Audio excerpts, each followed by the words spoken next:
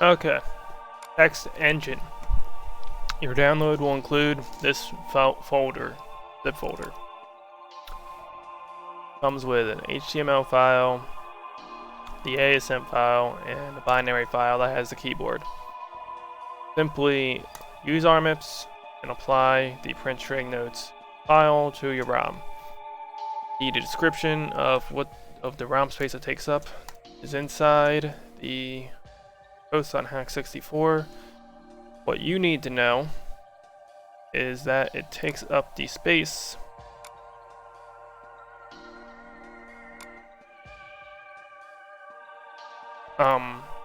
takes up the space from 120 or 3800 to about 120 5800, and that you need to call this function to display a string.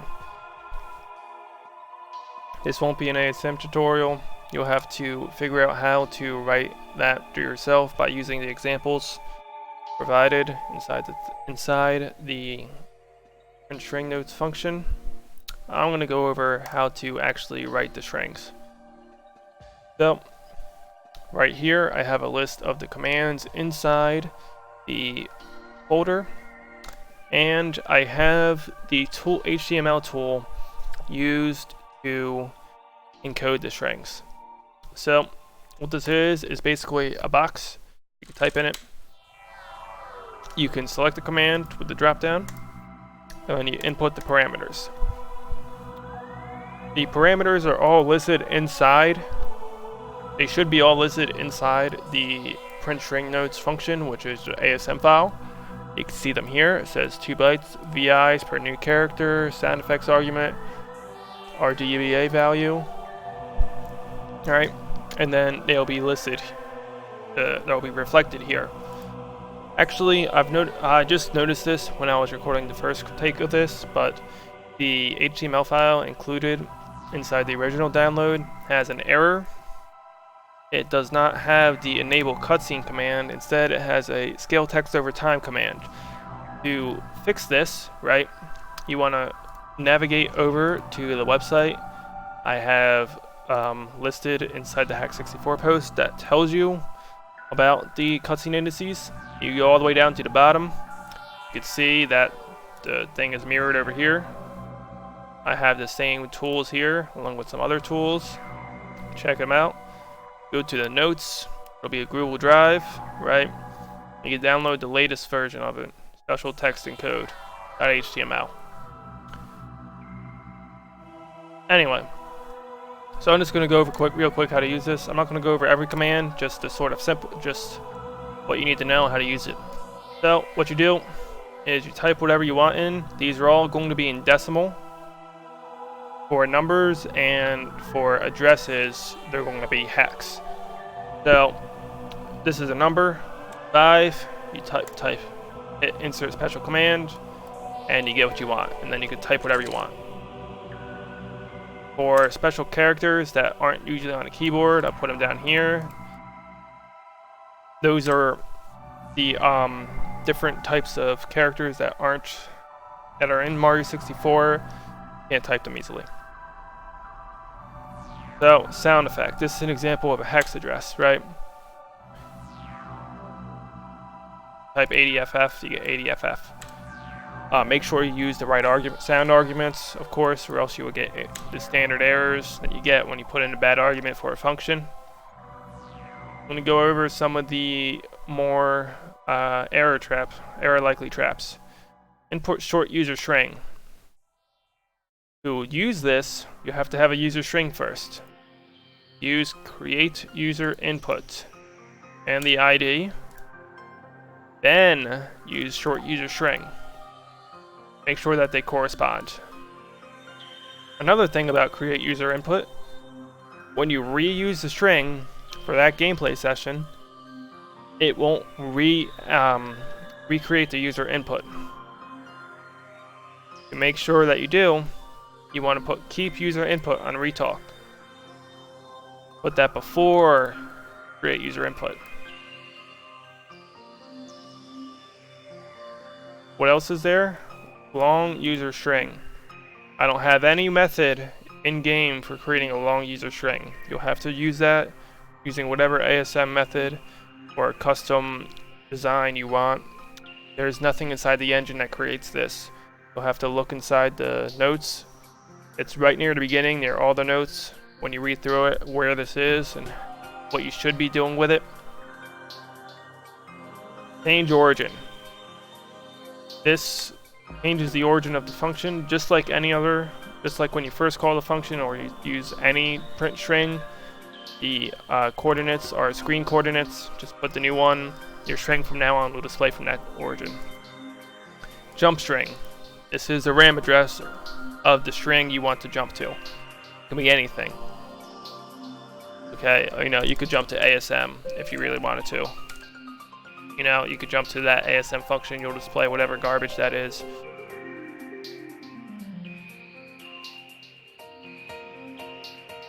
Translate text. This isn't translate as in change languages, this is take the text that follows this command and then move it. It's different from change origin. Origin moves the entire string, this only moves the text after the command. If you change the X position and then you do a line break, it'll go back to the origin. The X origin. Keep that in mind. Enable A to increase speed. So you have a normal speed set with the 40 command listed here. This will set a new speed if you hold down A, usually to be faster. You could do it slower if you really wanted to. Disable. This disables it. Anything following this won't have that effect. Auto go to next box. What is a box? A box is just a set of the string that is displaying at the period of time before the next box. So each box has a string. You go to the next box, everything preceding the auto go to next box command is now gone.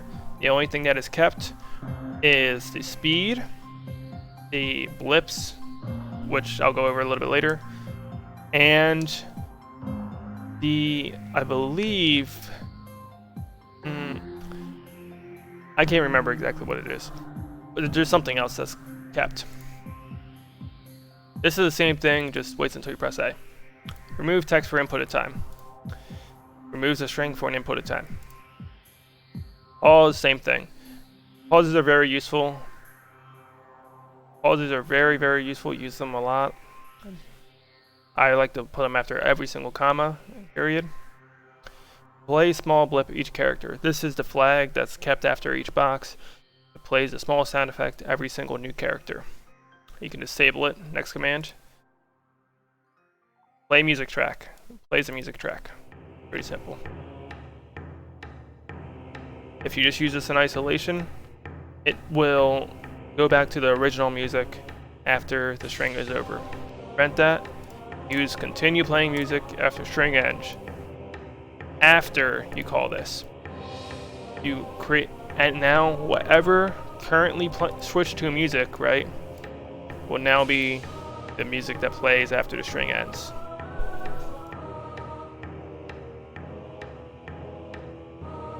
Play music, clear buffer. To be honest, don't worry about this if you're new. You can read the notes and figure out what it does. If you're watching this tutorial, you're probably not very savvy with ASM, you probably don't even know how to use that.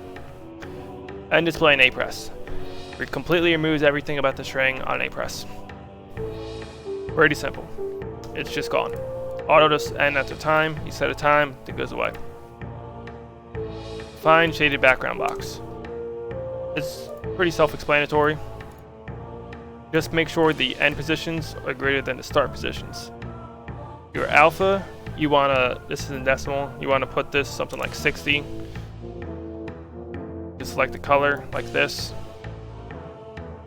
I'm not sure if that actually shows up on the screen capture, but you just click the box and it'll do it.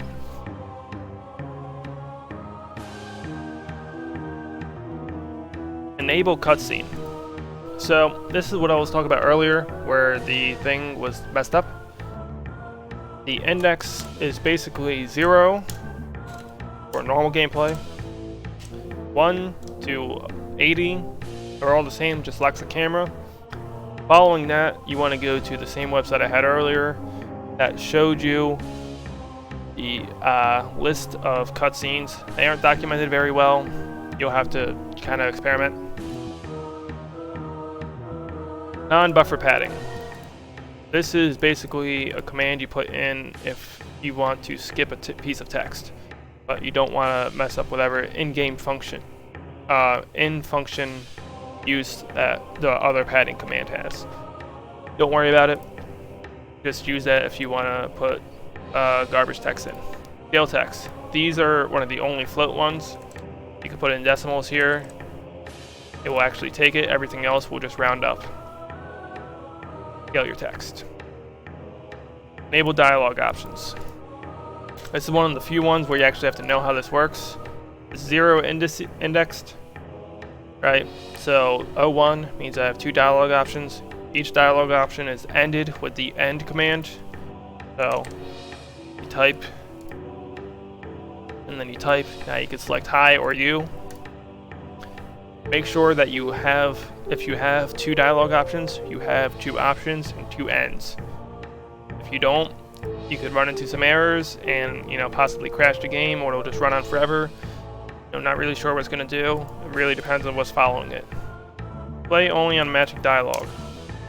So this displays the stuff following this only if the dialogue matches.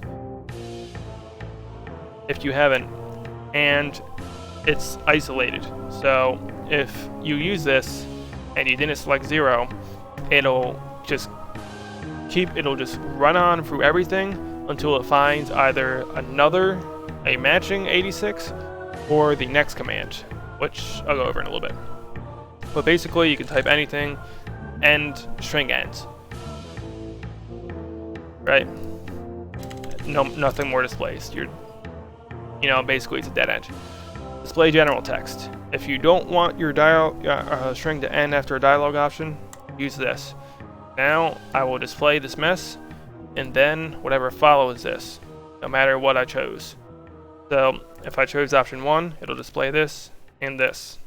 If I chose option 2, it'll only display this, the thing after the general text. Screen shake disables screen shake. Disable screen shake. They only work in certain things, in certain levels. That's an in-game thing. Just kind of, they do what they do. Set camera location. This is one of the new ones. What you want to do is go into your favorite object editor, find a location, and then type it in here. Your camera will now be located there, and it will point wherever you tell it. Well, if you don't tell it to point anywhere, it'll point wherever it was pointing previously. Set camera focus. This tells the camera where to point. Again, go into an object editor, find a location, type it in. Location speed. This moves the location over time, and it stays pointing where it's pointing. So, if I wanted to make a cutscene that was 100 frames long, I would type 200, and then the speeds, if I wanted to go, let's say 100x units, I would put 1, 100y units 1, 100z units 1. And now I would go 100 in all directions over 100 frames. Focus speed. Same exact thing, just changes where it points. Lock camera on object. You want to put a pointer to an object. Not a location, not a pointer to a pointer, but a pointer to an object. Okay? So this is not 8036 1160, which is a pointer to a pointer. This is an actual object. So this would be the value inside 8036 1160. I don't know exactly how people get their object pointers and type them in here, but in all honesty, I just kind of wrote the command like this. This is how it is. So anyway, once you're done, you're going to want to, you don't need to end it or anything, right? You just hit convert, it auto truncates it, puts an FF here, So no matter what, it won't go on forever. You can get rid of this if you have put an end command yourself, or a jump command, you know. And then you hit copy to clipboard. Copies it to clipboard. You paste it inside your ROM wherever you want it. That's it. This has gotten already pretty long, so I'm going to end it there.